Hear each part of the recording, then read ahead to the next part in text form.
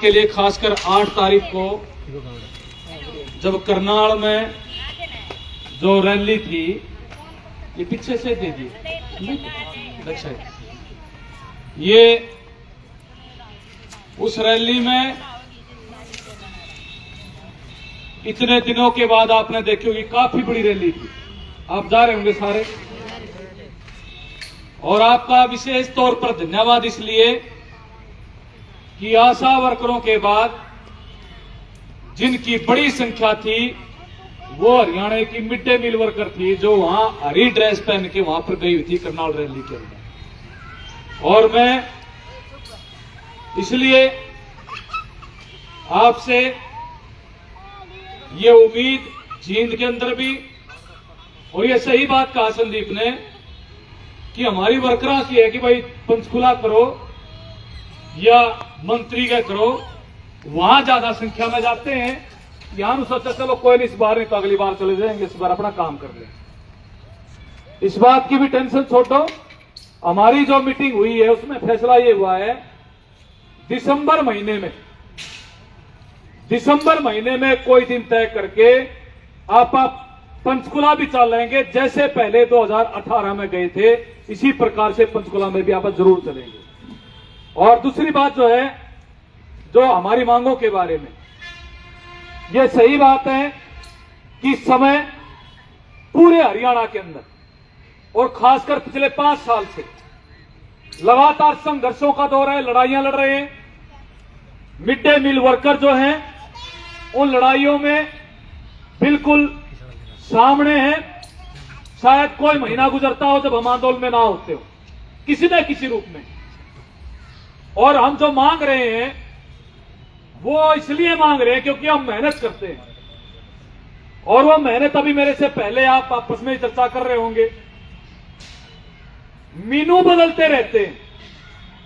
अभी जो मीनू बदल दिया, अब उसमें हालत यह होगी कि बच्चों की छुट्टी होने को हो जाती है लेकिन वो काम जो है पूरा नहीं होता। तो सुबह स्कूल खोलना है तो हमारे जिम्मे, और स्कूल बंद करना हो तो हमारे जिम्मे। तो ड्यूटी तो होगी पूरे टाइम की, तो भाई ड्यूटी पूरे टाइम की होगी तो हमारा जो नौकरी है, हमारी तनख्वाह है, वह भी तो परमानेंट पर की होनी चाहिए ना। तो हम ये कह रहे हैं कि भाई तनख्वाह बढ़ाओ, पक्के करो। ये लड़ाई है पूरे देश के अंदर। अपने देश में 26 lakh mid day meal worker हैं, 26 लाख, और देश के 12 लाख स्कूल हैं जो सरकारी स्कूल हैं, उनके अंदर हम काम करते हैं। और करीबन 11.5 करोड़ बच्चे हैं जो हर रोज दोपहर का भोजन खाते हैं। यह है हमारी स्थिति। तो ये जो 26 लाख वर्कर हैं जो सुबह स्कूल में जाती हैं, छुट्टी होने तक वहीं रहना पड़ता है उनको इतने कम वेतन में काम करवाया जा रहा है। यह है हमारे साथ दो बात, हमारे मेहनत की लूट जो हम काम करते हैं। आज कोई दिहाड़ी पे अगर जाने लग जाए, अभी भी कुछ वर्कर आई नहीं होगी क्योंकि काम चल रहा है, जीरी की कटाई का काम है, आपका कपास की चुगाई का काम है। एक बंदा एक दिन में कम और ज्यादा नहीं तो 500 रुपए की दिहाड़ी तो करके ले आ रहे हैं, 600 रुपये। अब 600 रुपए की दिहाड़ी आपने बताओ, मान लिया 20 दिन भी दिहाड़ी मिल जाए महीने में तो भी कै रुपये हो गए, 12,000। हमारी तनख्वाह कितनी, 7,000, और वो भी कै महीने, वो भी 10 महीने, 2 महीने की उसमें कटौती। तो अब ये लड़ाई जो हमने शुरू की है या इस बात के लिए है कि भाई तनख्वाह तो बढ़ाओ, लेकिन ये जो 10 महीने है ना, इसके बजाय ये जो हमारे पास चाकू लगने लग रहा है, जो कटौती हो रही 2 महीने की, या तनख्वाह 12 की 12 महीने मिलनी चाहिए। ये लड़ाई है खट्टर सरकार के साथ की 12 बारी। इसके लिए जाए, इसके लिए आज पूरे हरियाणा के अंदर हमारी जो मिड डे मील वर्कर है वो अलग अलग जिलों के अंदर, हम यहाँ बीओ का गए, डीओ का गए, यहाँ रैली में गए। सरकार ने 2024 में वोट लेने, सरकार कह रही हमने पता नहीं ठाट कर दिए, विकास कर दिया, सबको पता नहीं क्या दे दिया।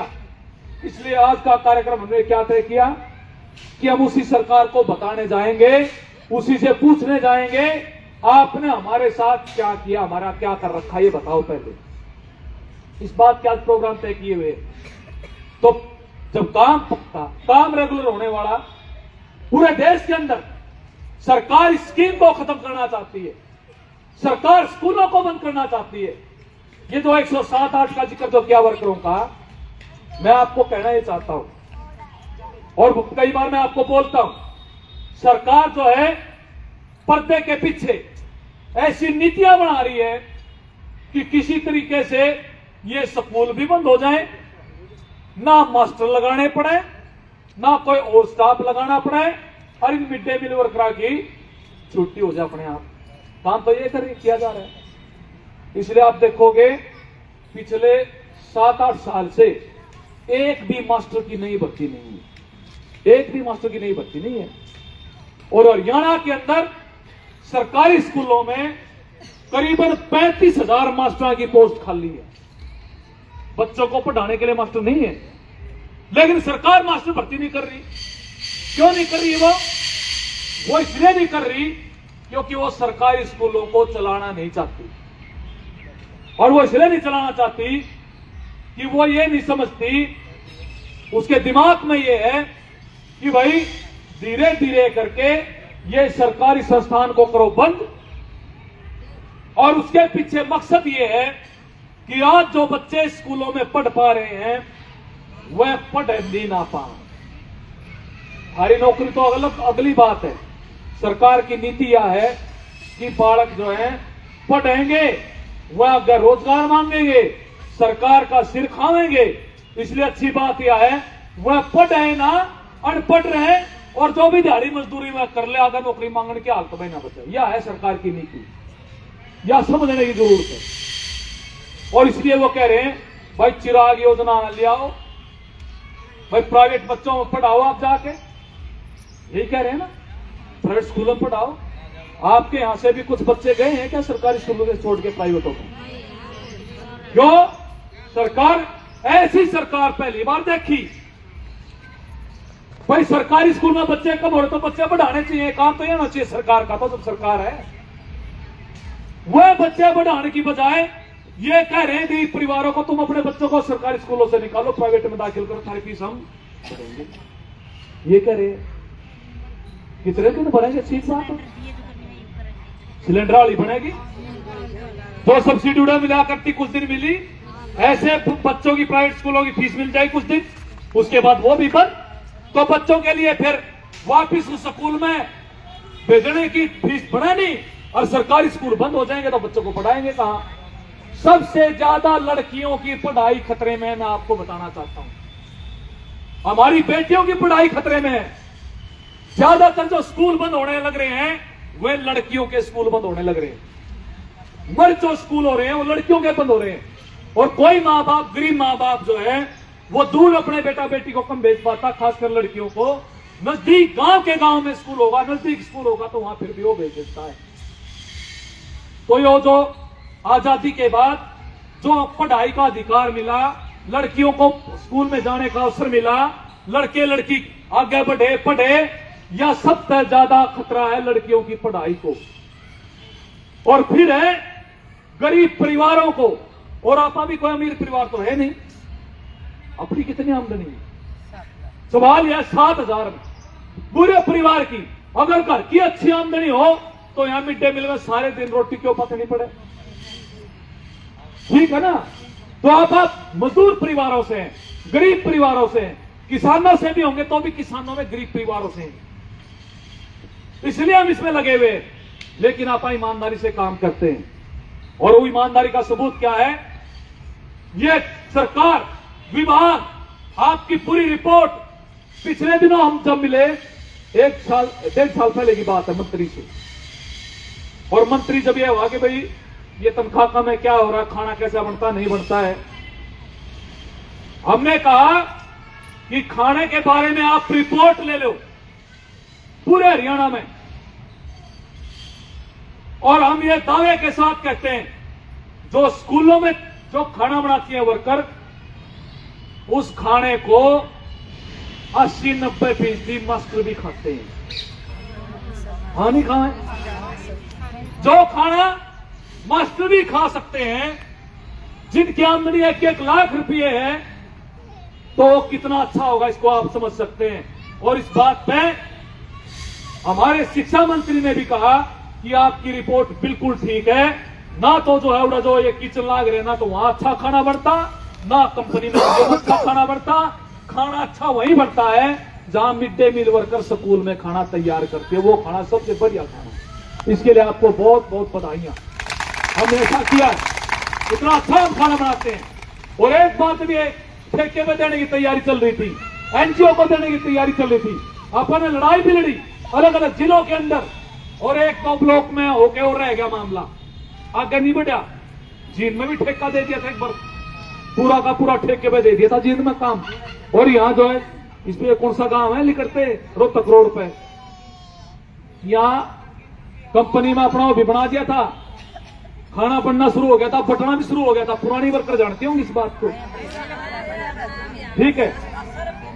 हाँ, ये बात जो है ना, मैं तो बने बनाए खाने की बात कर रहा हूं। ये आज से 12-13 साल पहले की बात है, 2009-10 की बात है, जब यहाँ ठेका शुरू हुआ था, ठेका हो गया था शुरू, खाना बटना शुरू हो गया था। उसकी रेडियो को गाड़ियां जाती थी, रास्ते में रोका गया, उनके खाने को खिंडाया गया, वहां प्रोटेस्ट किया गया। वो कई महीने तक हमने आंदोलन किया, तब जाके वो ठेका रद्द हुआ था जींद के अंदर। 2 महीने चला था ना वो, ठीक है? हाँ, तो ये जो है ये लड़ाइयां लड़ी गई है। उसके बाद जो वर्कर लगी हैं 2010-11 के बाद, 12 के बाद, उनको शायद ये पता नहीं होगा, लेकिन उससे पहले जब अपन ने यूनियन बनाई उस समय हालत क्या थी? कहीं 200 रुपए, कहीं 150 रुपए, कहीं 300 रुपये, छुट्टी हो जाए, राशन खत्म हो जाए, 1 चवन्नी नहीं मिलती थी। ऐसी हालत थी कि नहीं थी हमारी?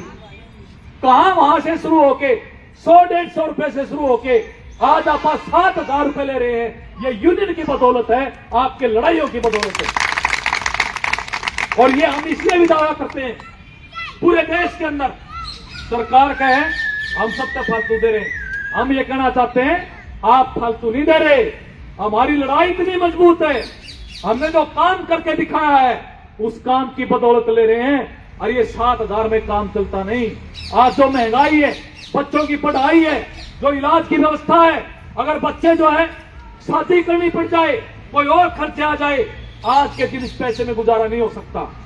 और ये गुजारा ये तभी हो सकता है जब सरकार हमारा वेतन कम से कम 26,000 करे।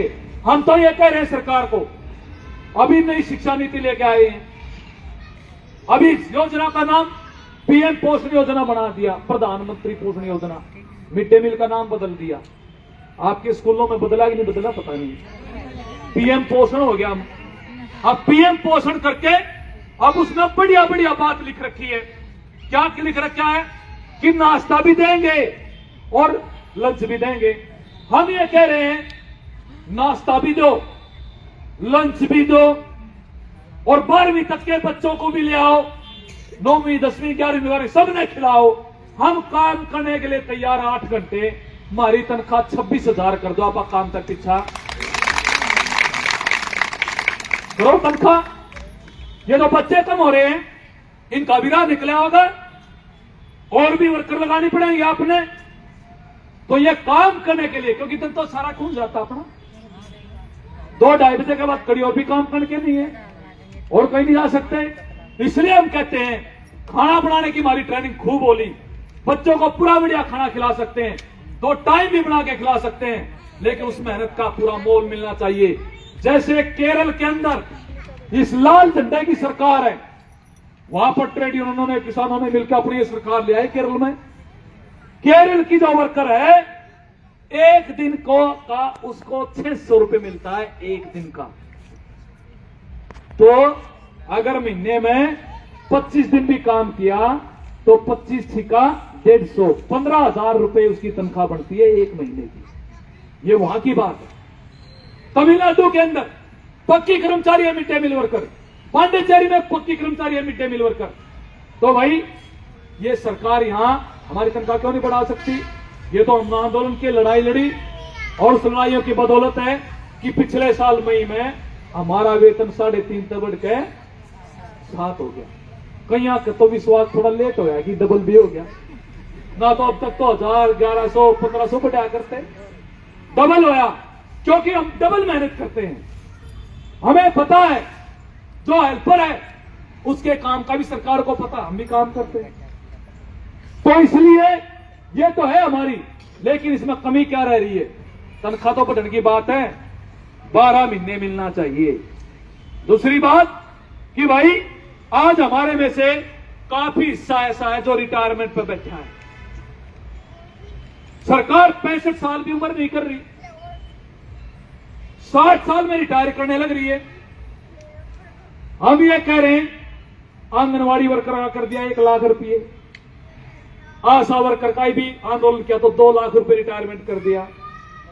हम कह रहे हैं मिड डे मील ने इतने साल काम किया है, 2 लाख से कम तो बिल्कुल नहीं होना चाहिए, मांग तो हम 5 लाख की कर रहे हैं। रिटायरमेंट पर कम से कम 2 लाख रुपए मिड डे मील वर्कर को मिलना चाहिए, और ये मिल सकता है जब आंगनवाड़ी को हो गया, हेल्पर को हो गया, वर्कर को हो गया, आशा वर्कर को हो गया, और सरकारी विभाग में आउटसोर्स में जो कर्मचारी रिटायर होगा उसको भी 3 लाख मिलेगा, 2 लाख मिलेगा। भाई हमको क्यों नहीं मिलेगा? वो हमें मिलना चाहिए। ये वर्दी जो है, मैं एक बार पहले भी आता 5-6 महीने पहले, ये कईया ने वर्दी अलग अलग डाल की सिमा रखी है, ठीक है, यो हरिया जो डाल के बोलेंगे, कौन सा रंग बोलेंगे इसमें है? काई रंगिया। अब काई रंगिया तो कोई नहीं है, यो अपना तो ऐसा है या पहन रही है ड्रेस तो या ठीक है खड़ी हुई है या पूनम बैठी देख से पहले सेक्रेटरी आया करती, या है ड्रेस अपनी देख लो सारी मिड डे मील की ड्रेस या है, ठीक है।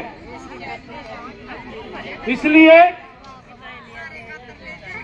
ये मेहंदी रंगा होगा ना, है ना, मेहंदी रंगा, ये है अपनी ड्रेस, लेकिन कई रंगा पहन रही हैं, ये शायद इसलिए पहन रही है शुरू में सिला लिया होगा यो, अब पीछे नहीं आ रहे, वर्दी के पैसे पिछली बीच में रोक लिए, अब रुपये मिले 600 का में 2 सूट सिलाओ, 300 रुपए की तो सिलाई हो जाती होगी, अब कम में सिमझे है सिलाई, फिर चुन्नी लेनी पड़े, अभी तक कोई बताना आना चाहिए। इसलिए हम मांग कर रहे हैं 2000 रुपए कम से कम जो है ड्रेस का पैसा हमारा होना चाहिए, 2000 रुपये कम से कम ड्रेस का पैसा बनना चाहिए। तो रिटायरमेंट लाभ, 12 महीने की तनख्वाह, ड्रेस का पैसा ये 2000 रुपये, और बीच में जो है ना कई बार जो है 1-2 साल कटौती किए, पैसा नहीं दिया ड्रेस का, कोरोना के टाइम पे ड्रेस का पैसा नहीं आया, वो उल्टा चला गया, वो पैसा हमारा जारी हो या बेकार हमारी खत्म हो, बेकार करवा लो भाई, 8 घंटे ड्यूटी करेंगे पूरी, स्कूल में आप खाना बनाने के आपने को खाना बना तो हो गया भाई 5 घंटे में हो गया, 3 घंटे रह गए, 3 घंटे आमीन पेडो स्कूल में उनकी जगह करते हैं, कोई बात नहीं, और भी कुछ काम कर देंगे, 8 घंटे काम करने के लिए तैयार, पक्की नौकरी, 26,000 तनख्वाह, अब 8 घंटे काम करने के लिए पूरा तैयार है, या सरकार का दोबारा बकाया क्या होंगे। और ये जो हटाने लग रहे हैं, मर्ज करने लग रहे हैं स्कूल में, 107 हटा दी, एक तो 3 के फोन आए, बाकी क्या है नहीं, वह क्या कर रहे हैं, इसका अर्थ क्या है? हमारी यूनियन कमजोर है, हमारी कमेटियां कमजोर है। अगर ब्लॉक कमेटी काम करती हो, कमेटियां हमारी मजबूत हो, तो मैं संपर्क करेंगे, हमारा यो काम हो गया। अब सवाल यह है, हमारी वर्कर करनाल में चली गई 800 तक ऊपर, और यूनियन की मेंबर हमारी 450, मेरे यू बात समझ में नहीं आती। या संदीप बैठा है, या तो उसमें गड़बड़ है थारी जो गिनती मोड़ जो लेके गए, या यार है कि मैं गड़बड़ है, कुछ तो प्रॉब्लम है। पिछले साल की आपकी मेंबरशिप 650 थी, तब भी 800 चली गई। इसलिए बात यह है, इसको पहचानने की जरूरत है। अब ये कार्यकर्ता जो है अगर तैयार नहीं होंगे, तो जो 1800-1900 वर्कर है, अभी भी आपका आधा जिला तो आपके संपर्क में को नहीं, 800,000 ना आप ले आए, 800 तक के करीब तो ऐसी हैं जो आपके आइए को नहीं कदे, उड़े वहां कौन जाएगा? उन गांव में कैसे जाओगे? या अपनी ताकत एक एक करके जोड़ेंगे तो अपनी ताकत बढ़ेगी। हरियाणा के अंदर हम 28,000 है, 29,000। और ये लड़ाई केवल हरियाणा सरकार के खिलाफ भी नहीं है, इसके खिलाफ तो है ही। ये योजना है केंद्र की, केंद्र में भी मोदी बैठा है, स्कीम तो वहां की है। 2010 के बाद एक नए पैसे की बढ़ोतरी नहीं कर ली केंद्र सरकार ने, तो वहां अपन नहीं करना चाहिए प्रोग्राम अलग से। हमारे राष्ट्रीय आह्वान आया, सांसदा ने घेरो, तैयारी करो, संसद में भी आवाज उठनी चाहिए। पूरे देश के अंदर जो मिड डे मील वर्कर जो 26 लाख हैं, उनकी क्या हालात है, तो आप सारे देश के साथ भी जुड़े हुए हैं। वहां की लड़ाई भी जो अपने को साथ की साथ वो लड़ाई की भी तैयारी अपने को करनी पड़ेगी। अभी तो 24 का टाइम है, केंद्र में भी चुनाव होंगे, हरियाणा में भी चुनाव होंगे। उसके लिए अपन ने तय किया कि पहले एक बार तो आज 29 तारीख को बीजेपी जेजेपी जो आज सरकार में है, उनके मंत्री, उनके विधायक, उनके नेता उनके दरवाजे पे जाएंगे, दस्तक दे के आएंगे, अपना मांग पत्र दे के आएंगे और कहेंगे कि आप ये जो नीतियां बना रहे हो, ये नीतियां जो रोजगार को बर्बाद कर रही है, जो हमें कच्चा रख रही है, जो कम वेतन दे रही है, इन नीतियों को बदलो। और हमला केवल हमारे ऊपर नहीं है। अभी आशा वर्कर 2.5 महीने आंदोलन किया है, लगातार हड़ताल पर बैठी, के नहीं हुए उनके साथ देखा आपने, पुलिस ने पकड़ी, लाठीचार्ज हुए, पता नहीं क्या क्या हुआ, हर रोज धरने पाया करती। तब भी जाके सरकार, कितने दिन बाद सरकार ने बात की, पहले आंगनवाड़ी के साथ ये किया, किसानों के साथ ये किया, कल वक्त बैठे उनके साथ ये किया। तो सरकार लगातार, लोग परेशान है। ऐसा नहीं है कि सरकार के पास पैसा नहीं है, हमारे देश के सरकारी के खजाने भरे पड़े हैं, लोगों ने टैक्स इकट्ठा करके सरकार के खजाने भर रखे हैं, लेकिन वह खजाने लुटवा रहे हैं बड़े बड़े पूंजीपतियों का। उनका बैंकों का लिया कर्जा माफ करने लग रहे और अपने राशन कार्ड काटने लग रहे। राशन कार्ड कटे हैं थारे मत है किसी ने, ये कह रहे मोदी ने बोला 5 किलो अनाज फ्री रह गया बोला सबको। हालत क्या है, हरियाणा में परिवार पहचान पत्र के नाम से 9,80,000 परिवारों को बीपीएल के कार्ड काट दिए। कह दिया बोले इनको तो बिजली का बिल फालतू करते हैं, इनको तो पढ़ी लिखी बहू आ गई, पढ़ी लिखी बहू आ गई तो क्या गलती होगी, उसके नाम की भर दिया बोला इसकी भी इतनी आमदन आ रही, वो 1,80,000 तो पहुंचा दिया परिवार। तो काम नहीं करते। जो बच्चे हैं स्कूल के, जो विधवा पेंशन आ रही है, बच्चों की स्कूल सारा जोड़कर 1,80,000 तो ऊपर, और उस गेला केवल 5 किलो दाने दाने नहीं, सारी योजना उसके साथ जोड़ दी। आपका जो कोई मिलेगा, आपका जो ये कार्ड के आयुष्मान का कार्ड, उसके लिए जोड़ दिया। इसके अलावा कोई घर के लिए कोई मिल जाता था लोन, वो उसके साथ जोड़ दिया। कोई भी सुविधा है सारी उस परिवार पहचान पत्र के साथ जोड़ दी। हम ये कह रहे हैं कि ये फर्जीवाड़ा बंद होना चाहिए, ये नीतियां बंद होनी चाहिए। अरे जो सरकार बैठी हुई ना, इसने कर तो बहुत ब्रांडमाटी रखी, अपनी कर रखी नहीं कर रखी, इसलिए इसको भी सीधा करने की जरूरत है। बीजेपी को यह बताने की जरूरत है, तुमने जो हमारे साथ किया है, मजदूरों के साथ, स्कीम वर्कर के साथ, किसानों के साथ, तुम्हारे भी मजा हम चखाएंगे। 2024 में लेंगे उसका बदला, लेंगे कि नहीं लेंगे? उसका बदला पक्का लेंगे। लेकिन जो काम कर रहे हैं, अगर तुम्हारे दिमाग में सद्बुद्धि है तो हमारा वेतन बढ़ाओ, 12 महीने की तनख्वाह करो, 2 लाख रिटायरमेंट लाभ करो, वर्दी के 2,000 भगे करो, और जो बाकी जो हमारे छुटमुट जो मांग पत्र है, ESI का, PF का, इलाज की सुविधा का, और सबको भाई जो भी मिड डे मील वर्कर में काम कर रही है वह गरीब परिवार से तो है ही है, उन सबको BPL की श्रेणी में शामिल करो। कोई पट लगाने की जरूरत नहीं है, सबको BPL की श्रेणी में शामिल करो। जो मिड डे मील का जिसका नाम आ गया, ये मान लो कि भैया BPL में तो है ही, उसको सारी सुविधाएं दो। इस बात के लिए मांग पत्र के बाद की लड़ाइयां हैं, और ये लड़ाइयां आगे बढ़ेंगी। निश्चित तौर पर आप इसमें सफल होंगे। पहले भी आप लड़े, कहां 50-100 रुपए से शुरू होके आज आप 7,000 ले रहे हैं, अपने को कोई हटा नहीं सकता। उसके लिए भी कानून बने हुए हैं। और भाई ये मजबूत हो, ये सरकारी स्कूल बचे, ये हम सब की जिम्मेदारी है। बच्चे वहां आए, बच्चे होंगे, स्कूल होंगे तो हमारी नौकरी रहेगी, ना तो हमारी नौकरी भी बचनी नहीं है। ठीक है, मास्टर के लिए भी वो बनाओ, अध्यापक संघ के साथ भी वो बनाओ, अपने तालमेल, बच्चे कम ना हो, मीनू के बारे में भी पीछे तो कट गए, राशन का पैसा तो कटौती कर दी और मीनू आइटम बढ़ा दिए, कैसे बनेगा और राशन? तो इसलिए जो है यह भी एक बड़ी समस्या है, इसमें भी तालमेल करते हुए आप निश्चित तौर पर लड़ेंगे और अपने जीतेंगे।